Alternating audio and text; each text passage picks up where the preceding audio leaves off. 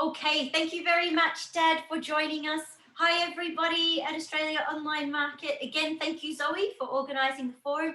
So, guys, it's a little bit later than what I'd hoped, but I'm here with the second post, and I have our guest star, Super Dad, Melbourne's favourite naturopath, John Catsicas. And as we mentioned earlier, John is going to be answering a few questions for us today in our little 5-minute mini interview on gut health. So that's what we're talking about. Now, by way of a quick intro, John has been a naturopath and homeopath for nearly 50 years, working in the Paran area of Victoria in Australia for our international guests. And he is so knowledgeable, guys. I think aside from the fact that he's my father, one of the things I really do admire about Dad is he's always researching, he's always reading the latest information, the latest health news, and always keeping ahead of all of the science and technology that's going on with health products and health treatments. He has had thousands and thousands of clients and patients over the years and really made positive changes in their health and in their lives. So enough from me. Dad, welcome and thank you for joining us today. Thank you, and thank you for this amazing introduction. You're extremely biased, but you are lovely, and I thank you. I am biased. Okay, all right, well, let's get right into it. So, guys, mini interview today on gut health. Question number 1 for you, Dad, and I'll just bring speak of you in. So, question number 1 is, I feel like we are bombarded with a plethora of information on probiotics. There's so many different types of probiotics. What should we be taking? What should we not be taking? Are they even any good for us at all? That's my first question to you, please. That's an excellent question. And it opens up a subject that I think many people would like to have the answer to. We are, as you say, being bombarded with ads on television about taking probiotics, and most of the ads that you see are for the various lactobacillus strains, so lactobacillus acidophilus strains, and the bifidobacteria strains. And some of them are good and some of them are bad, but I have no doubt that all the commercial companies that make probiotic bacteria consisting of lactobacillus acidophilus and bifidobacteria are using very, very good strains that actually work and colonize the intestine. However, the proper way to do it would be to have a stool analysis where you send some of the feces away and they culture the feces and they grow colonies of the various germs, and they then separate and clean up and segregate the colonies so that they can identify them. And then they say, this is what you have growing inside you. This is what you should have growing inside you. And some of them may be pathogenic bacteria. Some of them may be a lack of certain things, like not enough E. coli or not enough Saccharomyces boulardii and so on. And then you know exactly what you are doing. However, one of the good things that probiotics do, and when I say probiotics now, I mean the common things that you see on television, which are the lactobacillus acidophilus strains and the bifidobacteria strains.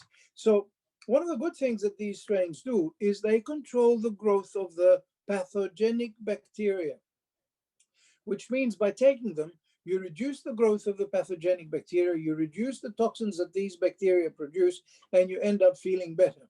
And one way of doing this is to take them for 2 or 3 weeks and then stop suddenly. And if you feel that you felt better while you were taking the probiotics and you don't feel as good when you stop them, then you should continue them for a long while to go. The big thing about these commercially available preparations is that they variously 15 billion, 20 billion, 25 billion, 35 billion. Not so long ago, we had a strain that was 450 billion bacteria. But we now have something that is absolutely phenomenal. It is a strain of the best probiotics and bifidobacteria, together with the food that they require. They come together in a double little desiccated sachet, and the food is inulin and maize-resistant starch. Now, the inulin multiplies the bacteria by tenfold. The maize-resistant starch multiplies the bacteria by fivefold. And so when you consider that these bacteria in the sachets, when you chop up the top of the sachets and put them in a bit of water and let them relax for 2 or 3 minutes before you drink them, when you consider that these bacteria will be multiplied 50 times, the final result is not 10, 20, 30, 35, not even 450 billion, but an incredible 1,500 billion. And that is a very, very significant number. And it will go a long way towards controlling the growth of the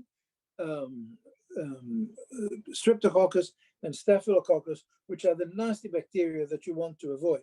Now, occasionally, sometimes these bacteria that are in there do require some serious antibiotics. And here at the compounding pharmacy, we do a lot of prescriptions for very specialized antibiotics that don't get absorbed into the body, but remain in the gut and kill those pathogenic bacteria as they go through the alimentary canal.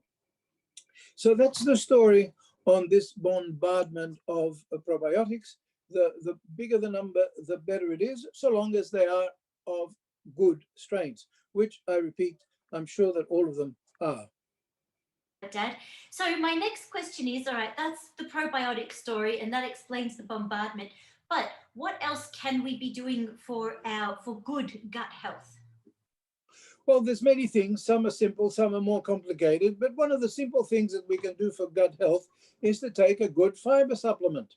Now, the reason I say this is because in every newspaper, magazine, article that talks about this, it says that here in Australia, we just don't consume enough fiber. And of course, fiber, we're talking about things like oats, we're talking about things like celery and asparagus and zucchinis, vegetables that have a lot of fiber to give us. And taking a teaspoon of good fiber a day will go a long way to improving gut health and the motility of the intestine so that we can get rid of the toxins day after day after day. Of course, there's more. Colostrum. Colostrum, as you probably know, is the first immunity that babies receive. Mammals produce colostrum before the milk is produced. And what it does is it contains probiotics and prebiotics, and it is high in protective antibodies and white blood cells which destroy bacteria. Yeah, it's a nutrient-rich full fluid which is produced by these mammals immediately after giving birth. And it's loaded with growth and tissue repair factors. And because of that, it repairs the gut, it helps the gut, and it is an amazing supplement to take when your gut is not 100%. So when we talk about IBS, Crohn's disease, etc., colostrum is important to take along with some fiber and some prebiotics. Now, and some probiotics as well. Finally, of course, we have aloe vera. Now, aloe vera, as most people know, has a healing action on the skin, and it's the same in the alimentary tract. So it helps to decrease irritation in the stomach and the intestines. Yeah. So aloe vera juice helps people with irritable bowel and other inflammatory disorders of the intestines. And there is a particular product that contains not only aloe vera, but some good fruit-derived antioxidants, which helps to heal and protect the gut. Now, again, in addition to that, and this is such a large subject, we can be talking about it all day. There are food sensitivities that people may be sensitive to some foods that they should avoid. The major culprits in this are milk and dairy. So when we're thinking about reducing allergens, we start with milk and dairy and eggs, yeah? But some people may be allergic or sensitive to green beans or strawberries or something innocuous like this. And so there is a way to determine this precisely by having a food sensitivity test, which actually determines with great accuracy what foods we are sensitive to. Finally, there are all the various diets, the FODMAP diet and the fructose-free diet, and different diets for different people with different conditions, and they're all available that we can recommend to people, etc.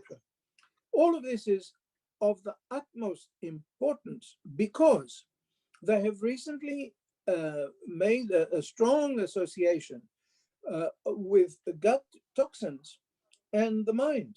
And in fact, there is a book called the um, Gut and Psychology Syndrome. So that's GAPS, GAPS. It's by Dr. Natasha Campbell McBride, who is an eminent scientist. And she's got a book called The GAPS Diet, and it talks about how it affects the mind. ADD, ADHD, depression, schizophrenia, all this caused by imbalances in the gut.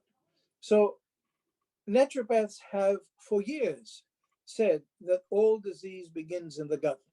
And when you consider that the gut is what controls what you absorb, it's not only the good food that you eat, but it's what you absorb from the good food that you eat. And so having a healthy gut is of paramount importance. That's awesome. The really good answers. Thank you so much, Dad. And I know you could. I've actually been to some of Dad's talks, guys, when he's done the public speaking circuit on health. I know he can fill 2 hours full of gut health. I know I've taken up more than 5 minutes of your time, Dad, but if we were to just leave everyone with 1 or 2 thoughts, just in your experience as a naturopath with all the clients that you've had, any last little things to add before we end the interview? Look, absolutely. I think it's important to have some live food in your diet. There are some families that day after day after day after day have casserole after casserole after casserole. And when you think about cooking food, of course, you destroy all the vitamins. And so it's of the utmost importance to have plenty of fresh vegetables and fruit. It's important, some of them, to be raw, to be eaten raw. And so we're talking about having a little bit of protein about the size of your palm. And if you're a vegetarian, then you know what proteins to get to replace chicken, fish, meat, etc. And the rest, all vegetables, lots of fresh vegetables, some of them cooked, many of them raw, to ensure that we get proper nutrition, we get all the live enzymes inside of us so that we can have a happy life and a happy gut. Okay, lovely. Thank you very, very much, Dad. Guys, that's it from Dad for today. So that was gut health in 5 minutes-ish today. As a reminder, tomorrow we've got John. I've booked him in for the whole week, like I said, and tomorrow we're talking about arthritis and joint health. So that will be a good one to tune into as well. So that's all for today. My third post for the day, guys, I'll be putting up some of these recommendations that we've just discussed with Dad. And until then, have a lovely evening, everyone. And Dad, thank you again so much. That was awesome. It's a pleasure. Thank you, Nicole. Thank you. Bye for now. Bye.